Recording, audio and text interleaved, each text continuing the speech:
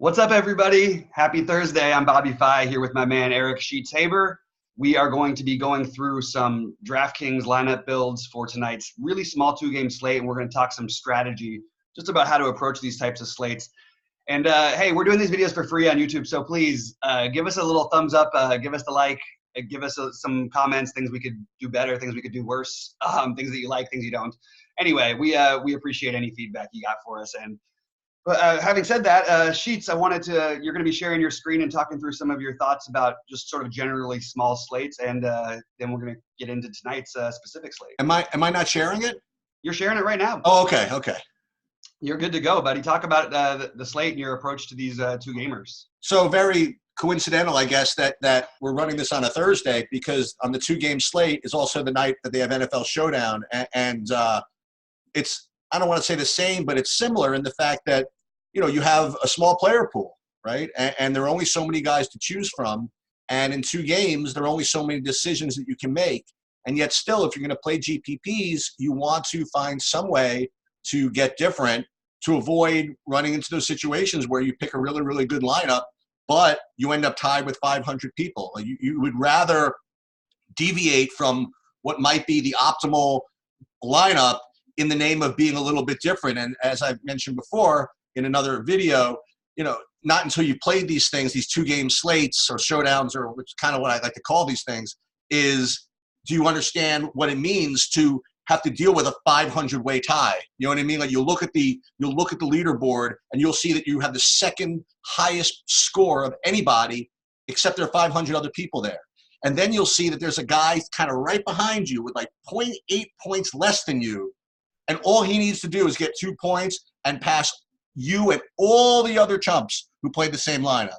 So the ability to be that guy to pass a billion lineups at once is really, really important. Yet, what you also have to remember is you don't want to risk making just atrocious lineups in the name of doing that. Like I could pick a lineup where you have 3 inactives, right? And certainly it'll be different, but it will have no chance to win. So being able to combine those skills is really important. And that's the way I approach these slates. And the other thing about two-game slates as opposed to big slates is you could play more guys, obviously, from the same team. And you don't have to be as worried about correlation as some of the others, because again, NBA is not as violent as far as correlation goes as at the NFL or hockey or baseball. And you do have to pick from only 2 games, so you only have 4 teams to choose from. Yeah, it's interesting. I've had really, I've had some bad runs at these situations, but I've had some great results, and seemingly like you can't win and you can't not tie for first on these slates. Absolutely not true. You can completely win these things. There are still going to be 2% plays, which we'll get into, that oddly don't really differentiate from other plays that are going to be 20%. And that's partly what makes these so interesting, is that if you can find those few spots and you get those right, you can play the chalk in the other spots. You can play the guys who are going to be 80% owned. If you can get 2 guys less than 10% or less than 5 on an 8-game slate, a 2-game slate, that's an incredible achievement, and it's possible. Bobby, one other thing about that, we brought this up, it must have been a year ago. I talked to you about this. There's ways to be different other than picking 2% players. Like, that's true. You can pick 30% owned guys. But remember, just because the one guy you pick is 30%, that doesn't mean that 30% guys are always going to be played together.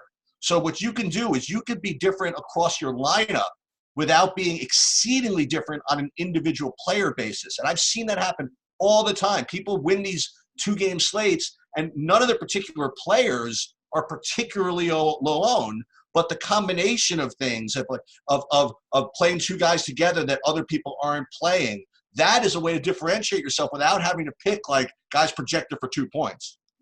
I agree with that, but I think on these small slates, and I've obviously said that, I think on these really tiny slates, it's hard for the combinations are going to work themselves out unless you leave a lot of money on the table or something like that, which is a possibility, but I don't think is where you want to probably be at based on, we still don't know entirely who's going to play tonight, but we're getting a better idea.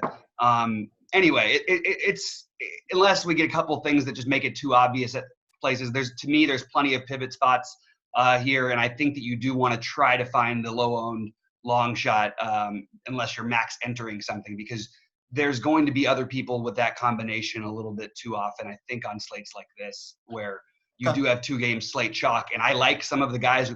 I basically am just, in these kind of slates, I'm looking at minutes versus projected ownership. That's what I'm looking at, baby. Like, if your minutes are going to be, if you're projected to play 20 minutes and you're going to be 3% owned, let's go. Let's ride. Let's take a chance with that guy. It's almost across the board true. So we're going to get into some interesting plays as we go along, but let's talk about it from like your perspective with some of these lineup builds and what you like the best. You have some guys across the board, 100%. Let's talk about those guys. Well, here's the deal. Here's the deal with this slate. I mean, we could go game by game, but you're playing game. I'm looking at 2 games at the same time. I think we could do that. So what's interesting about these four lineups, and I did this for a reason, is 2 of the lineups are one thing, and 2 of the lineups are something else. And the thing that's different about 2 of the lineups than the others is that 2 of the lineups have Giannis, and 2 of the lineups do not. And the reason why I did it that way was because, well, first of all, Giannis is rating to be an insanely good play. And from a value perspective, an insanely good play. From a raw points perspective, where it's really important on a 2-game slate to remember that raw points matter quite a bit. I mean, he projects for just so much more than the next guy, maybe like between 15 and 20 points, that if you're going to fade him, you better have a way to replace those points. You know what I mean? You better have a reason. And so I figure he's going to be about 75, 80% owned. I mean, that's the first run that I got. So what I always like to do is first I will run my optimals without making any differences at all. Like, I'll run my projections, I'll run my optimals, and I'll see what the projected points given no adjustments at all, right? And then what I'll do in a situation like this is I will X out someone like Giannis. I will X him out of the player pool, knowing that he's going to be the highest projected player, knowing he's going to be 80% owned, and then running them again and seeing how much I'm costing myself just from an optimal perspective by throwing him out. And like, for example, there were some slates where James Harden, when with Westbrook out, would project 30 points higher than the next guy. And if you X'd him out of the player pool, you were just giving up too much, right? Regardless of his ownership. So that's the first thing I do in a situation like this. And what I found with my 2 runs is that the highest lineups without Giannis, yes, they are less, but they're only, and they put that in quotes, between 3 and 5 points less. Okay, so you have to make that decision is whether you're willing to give up, maybe 3 or 4 or 5 points in the name of fading what could be an 80% owned guy. So I figured that it's close enough that I can make multiple builds here and not have to lock Giannis in. I think it's interesting. I'm not playing a massive amount tonight. If I was, I certainly would agree with that sentiment. I also think that there's potential blowout risk. I think that I think even in blowouts, he's probably still okay. It's a tough situation. The second of a back-to-back makes you think it'll stay a little closer. It's a weird spot. I'm having trouble with the idea of fading him personally. I also, at the same time, don't want to play that game nearly as much as I want to play the other game, so it's a little bit strange. That's where I'm sort of running into an issue. So let's just say, for argument's sake, if we were building a lineup, I'm not gonna lie. For now, I think I have Giannis locked in. I don't really see that changing. So I'm just gonna stick with it and try and build the rest. Well, then let's go back. Let's go back into the games and see who the quote unquote good plays are. And keep in mind that there's a lot of injury news that can come out. But let's just take a look at this. So the first game again is the Portland-Milwaukee game. Milwaukee, like you said, is on a back-to-back, and again Lillard is out, which unfortunately makes it 12, 13 point spread, which creates some blowout risk, as you mentioned just before. And a lot of that is factored into the projections and things like that. So the plays on the Portland side are, again, with Lillard out. Eric, do you mind clicking on the screen, just the edit button, just so we can show the people just right a little bit? And if you just click on the Portland, that game, so we can take a look at the players. No problem. Right. So you'll see that, with Lillard out, McCollum and Whiteside are going to be, elite values on the slate, and with Lillard out, it's no mistake. It's no surprise why that is. He was chalk the other day and he was fine. and he's going to be similarly, if not maybe not the same amount, but he's going to be pretty chalky tonight as well, and for good reason. I mean, he's he's projecting really, really well, and so he's obviously in play. The other guy again is Whiteside, and Whiteside's kind of interesting because last time we had the situation. Whiteside was really, really chalky, and if I'm not mistaken, he disappointed quite a number of people. Yeah, I was not one of those people. And you were not one of those people, right? And I remember we could talk about that slate some other time, but there were two chalky centers, one cheaper, one whatever, and I faded both of them and it screwed up some other part of it. But in any case, but Whiteside, hey, let's it's a similar projection, it's a similar value situation, and we could talk about me playing centers against Milwaukee almost religiously, but if people are going to be afraid to go play him back and he's not going to be a zillion % owned on a 2-game slate, I mean, he's certainly going to be a core part of at least the guys that I'm looking at. So he's the other guy. And the other Portland guys are some you'd expect, some you wouldn't. But Anthony Simons, again, is projecting well. He's projecting actually not that great. I mean, he's not projecting like a lock, but he's projecting, to have his 34 minutes, and carries with him the usual risk of being a shooter, whatever that would be. And so he's in the play. And then like three kind of break-even-ish values that obviously you have to make decisions on are welcome back Carmelo Anthony, Rodney Hood, and Kent Bazemore. And I got a 2-game slate. I mean, I certainly wouldn't dismiss the idea of playing Skal if you thought that maybe Whiteside could either get limited minutes or obviously if he sits, Skal is obviously an elite play. But, you could always go back to Nasir Little, who people slept on the day after he was chalk. So there's a lot of guys you could play, but I think the top values are still going to be McCollum and Whiteside. Yeah, that's the chalk. I'm trying to find ways to get away from it. So here's my rule of what I'll do tonight. If I play Whiteside, well, it's a weird rule because I think that there's a way that they could keep each other off the court too in a really – well, not keep each other off the court, but anyway, you'll see my point. Brook Lopez. Yep. Brook Lopez is the perfect guy to match up for from an offensive standpoint against Whiteside and could really be a game changer that could actually cause Whiteside to be out of the game. On the other side, Brook Lopez has been actually the team has been much better defensively this year versus big men than they were last year. But still, Whiteside can manhandle him. Actually, his brother Robin getting some minutes is probably going to do a better job. So if you think Whiteside's going to get all those minutes, also Whiteside always carries weird foul trouble. He's always a wild card, and when he's super chalky, I just try to stay away on these slates, and that just might be a way I'm going to go tonight. Interesting. Well, go into a little more detail. I mean, you mentioned it. I know what you're talking about, but mention again. Why does Brook Lopez pose issues for Whiteside? So because he takes him away from the basket. Whiteside doesn't like to go away from the basket, and Brook Lopez. I mean, this is the kind of game you might see the 5 or 6 threes. Before Gobert made the correction against Towns, that was what would happen in that first matchup, and then this would be a similar type situation. I like Lopez's price. I think that there's a really good chance you could play them both in a nice lineup together. I don't think there's because they're both only center eligible, that automatically is probably going to differentiate you from at least some of the lineups. And you think about a guy like Lopez versus a guy like who I expect to have more ownership like Kaminsky tonight.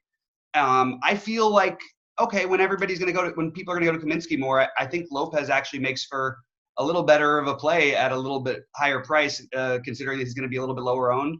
And, in a higher total, that Phoenix New Orleans game could go weirdly small. It's not like they have guys on New Orleans where you have to play it big against. Even Jackson Hayes, it's not like he's going to post you up and beat him up down low. Like it's, you could play smalls on them, and they have a lot of smalls and a lot of wings.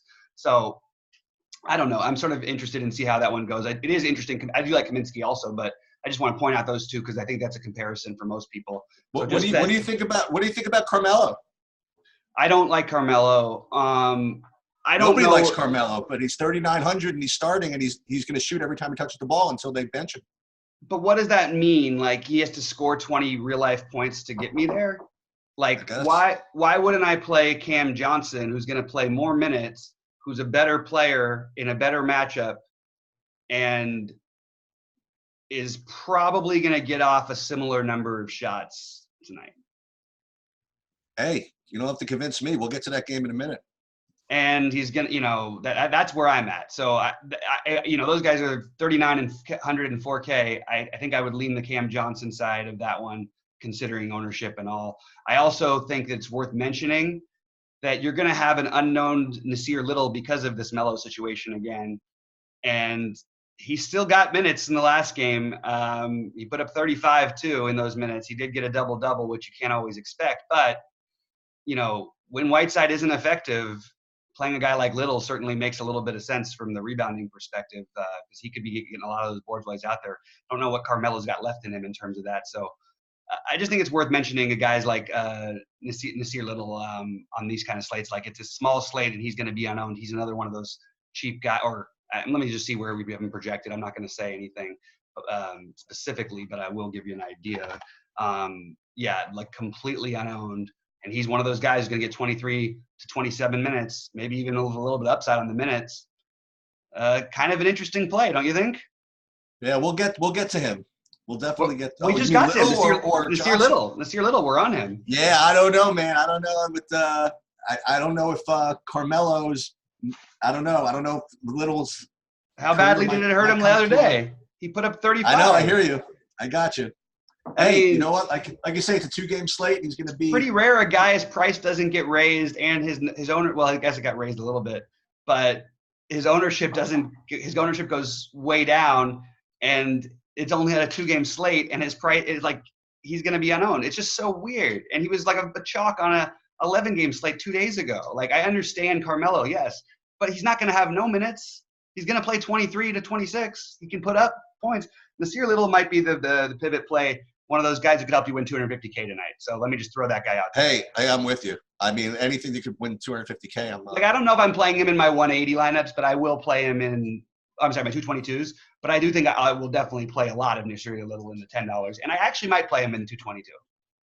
All right. Before I forget, let me on the Milwaukee side, before we get to the next game. What happens if they announce Nasir Little is starting and Carmelo's coming off the bench? Just another quick thing. Say that again.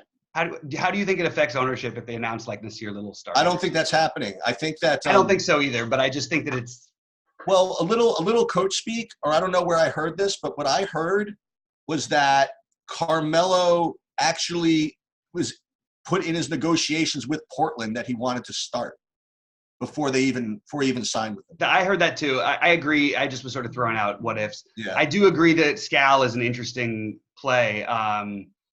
It's not like they would need his size, but he can do it in 20 minutes, and he might get 20 minutes tonight. Like, I like Scal as another long shot play. These are the ones reserved that you play in the $10 playing for $250,000 with 1 million people. You have to get different. These are some great options to get different. And honestly, like, is it that big of a shock if I said to you tomorrow, hey, Nasir Little had 35 fantasy points and Scal had 25? Like, no. And they're completely off the board. Well, that would probably be the blowout run. It could be blowout run. It could be foul trouble. It could be the bench plays better when they're in there. It could be Scal gets going. It could be Nasir Little is awesome. Like, it could be Carmelo turns out he's 900 years old and he falls, twists his ankle or something. Like, there's a lot of ways this works out. So I would also like to point out that Carmelo I think his plus minus was like minus 15. I think when he was in the game, I think he got his points, but I think the team was worse with him. We oddly didn't talk about the guards much, which is I agree about Simons. McCollum, for me, this is weird because I wanted to fade him thinking that was going to be the fade of the chalk of the night. And it turns out he's only going to be about, well, I thought he'd be like 80% owned. I think he's going to end up being like 40 to 50. Because the reason why he's not going to be 80% is because we get to this other game. Yeah. And there are guards, I think, that you could play. I mean, we'll talk about Drew and Booker and whatever. So maybe McCollum is not going to be, it's just ownership has to go other places.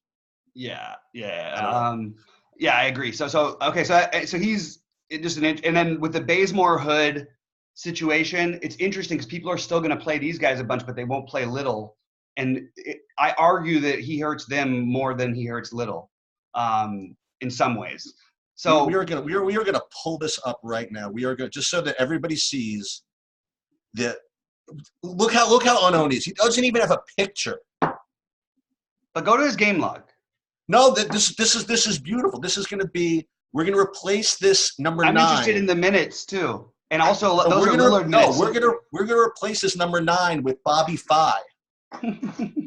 After Nasir Little 3 times on his third smash in a row with low ownership. Yep, I had him the other one, so not enough of them, but let's go with it. I'm in. All right. So I'm not saying you lock this guy in. This is a tournament play, guys. This is a high risk tournament play. What's the biggest buy-in I could buy into? I'm totally in. So the Milwaukee side, we mentioned. Well, it's very interesting. So I mentioned we mentioned Giannis, obviously huge play.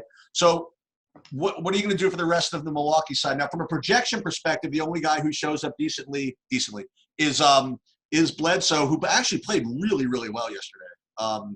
And I almost played him, and I'd never play Bledsoe, but I didn't play him. But he played pretty well yesterday, just from the eye test. I don't know how many points he ended up with, but he seemed to have done very, very well. And you mentioned Lopez already. I will also mention that that Dante DiVincenzo has been really, really doing well. And again, on a 2-game slate, I don't know how popular he's going to be.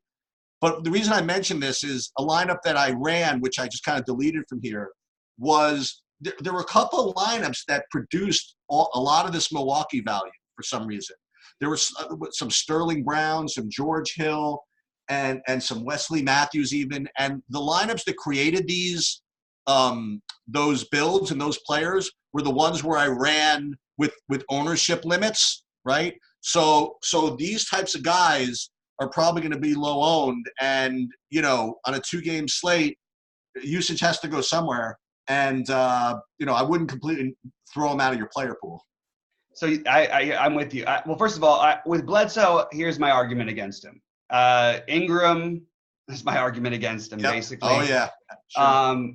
My other argument against him is McCollum. I think McCollum is the better play at the same ownership, basically, and obviously a little bit more expensive, but I expect him to get 40, and I trust him more. I do want to point out that Bledsoe did foul out in 25 minutes last night, so there's a chance that he might be fresher than some other people. He played well, but I mean, he put up 45 fantasy points, but it was in 25 minutes. He really did. He fouled. He only played 25 minutes and scored 44. It looked like he was playing well. I really didn't even see the fantasy points. And he's a good play, but it's not like he's off the board at all. So I want to just talk about some of the guys who I do have who are completely off the board. I really, really like in this. Wait, hold on. I've got the wrong game called up here. I really like the idea, and I don't know how much I'll do of it, of trying to take a shot with Sterling Brown. He was one of the guys that pop for me. I'm telling you, Sterling Brown and Wesley Matthews both have.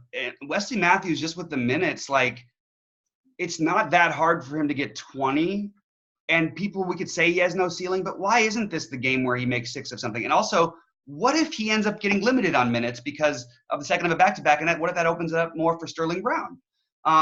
We haven't really seen the other guys chip in the way we thought they might. I do think DiVincenzo's look better and better. If he didn't have any ownership, I would be all over him tonight. But he's going to have a fair bit of ownership. I'm okay with him, but I'm not as high on him as maybe some other people are. I don't think you can play Connaughton. I do think you can play George Hill. I think these are all strong plays at no ownership. I also think it's worth noting this is the back-to-back for some old guys like Hill, Korver, Matthews. Wouldn't shock me if one of those guys got the night off, which would change the slate. Obviously, we'll know before it happens. But even if they don't get the night off, maybe we just side with the younger guys like Brown. I guess that's the only one, Brown and DiVincenzo, and assume that they get the bulk of the minutes and maybe fade out George, the other ones. But I do think George Hill's so low owned, he's still kind of interesting. I just think all those guys, of those 4, if you can find the right 1 or 2, and probably 2 of them end up surpassing value, or at least coming near it, I don't know. It's interesting.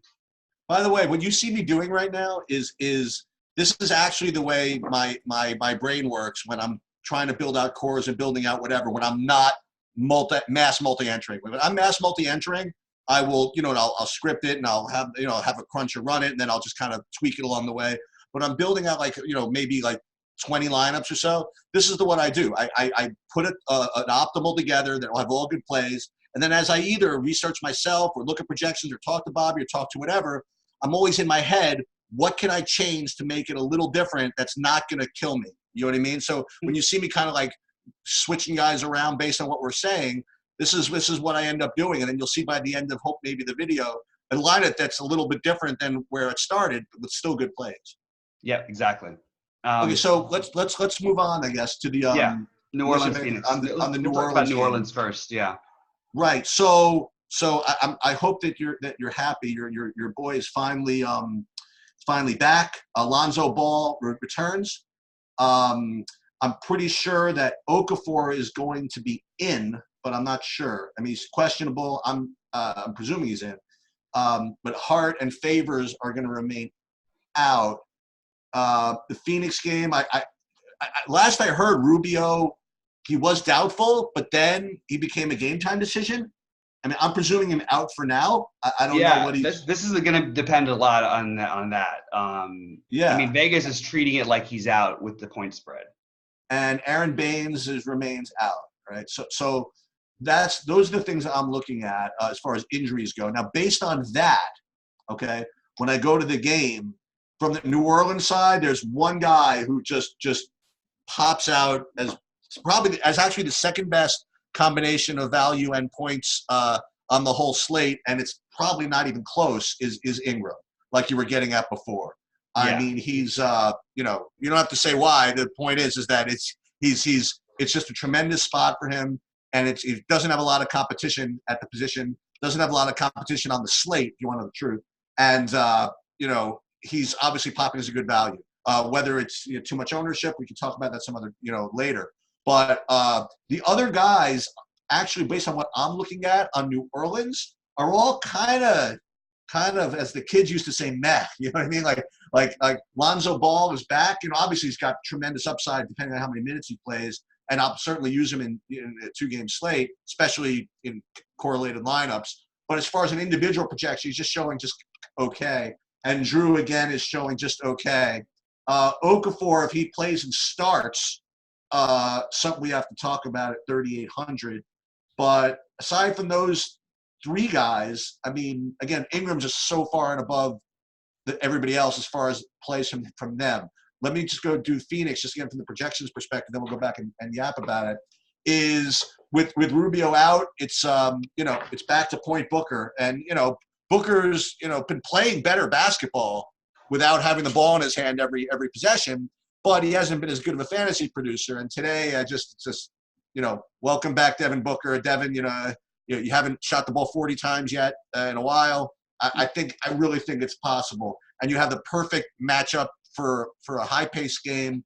I mean, let's put it this way. If I'm going to fade Giannis, I'm going to need him because he's got, he's one of the – between him and Booker, those are two guys that have 70-point upside, I guess. So Booker's obviously popping really, really well. And the other guys from Phoenix, Oubre, I guess in a fast-paced matchup as well. I mean, Oubre's, got to be a big part of what you're doing.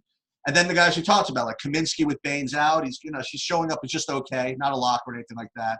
Then with Rubio out, the obvious plays are Javon Carter, who's 3,300. I don't know exactly what he's going to do. I don't think he's going to be an obvious play. Javon Carter? No. Okay. So he's 3,300 and with Rubio not playing, I mean, I don't know what kind of role he's going to play. If he's going to just bring the ball up and dribble handoff to Booker every possession, or they have a Kobo also, and they have Tyler Johnson. Right. Well, again, we're getting there. No.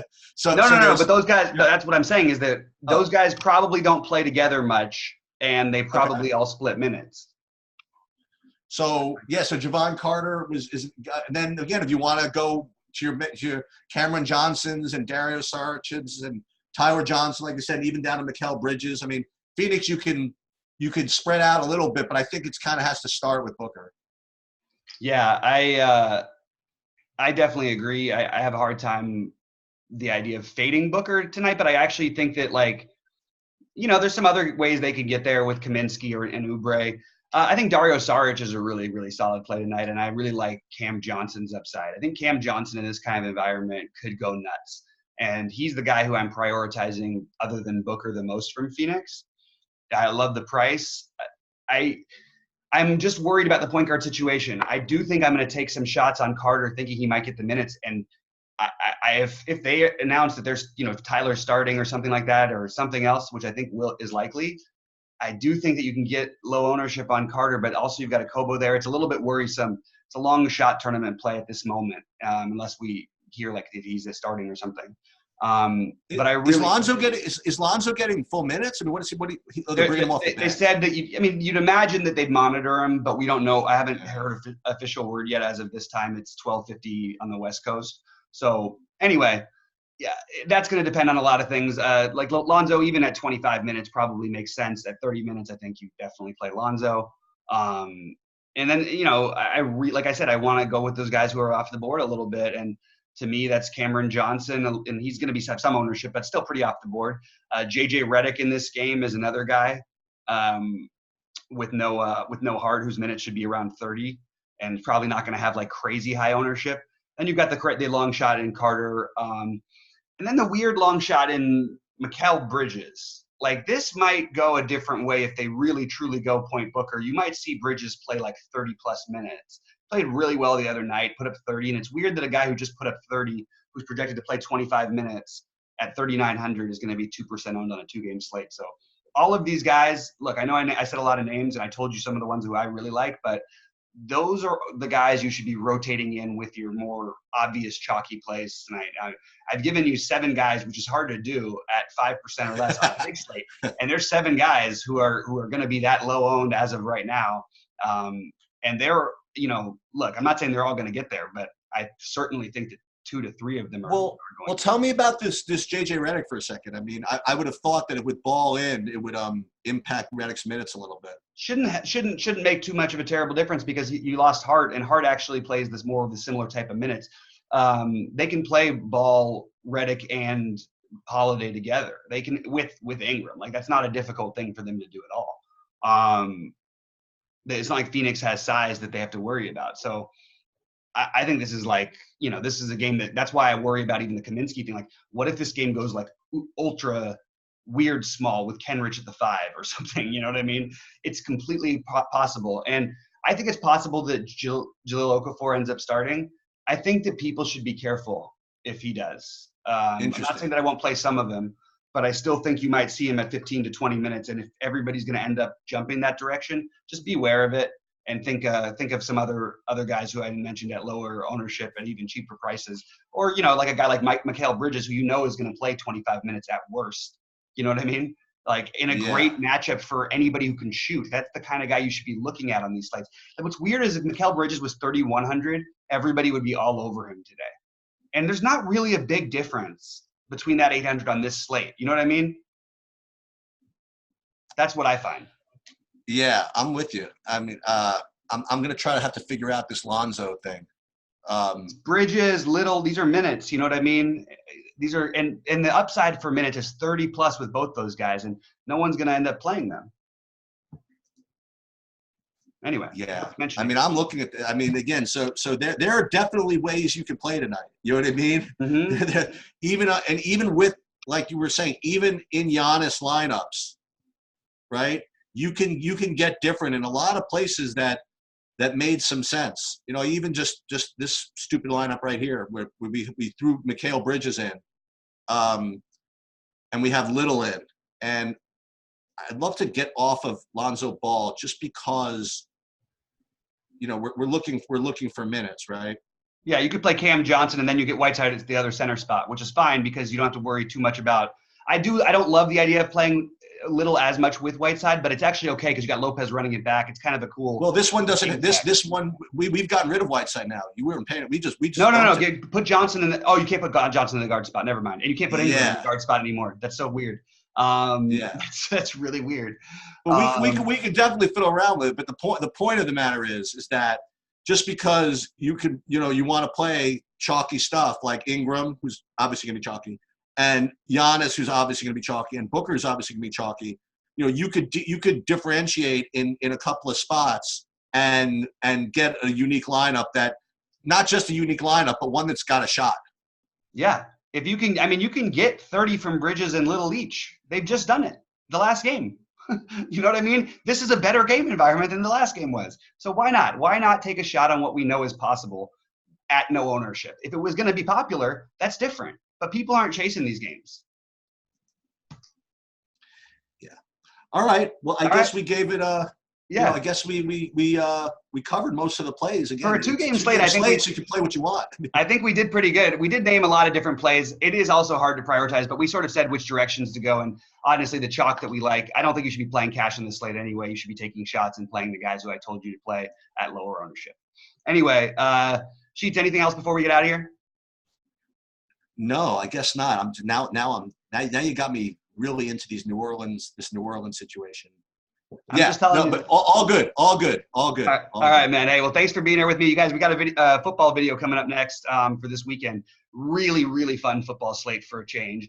Honestly, I think it's going to take a monster game to win, but I think we can do it. So we will be right back with you in a little bit. In the meantime, thanks, and give us the like button. Thanks a lot, guys.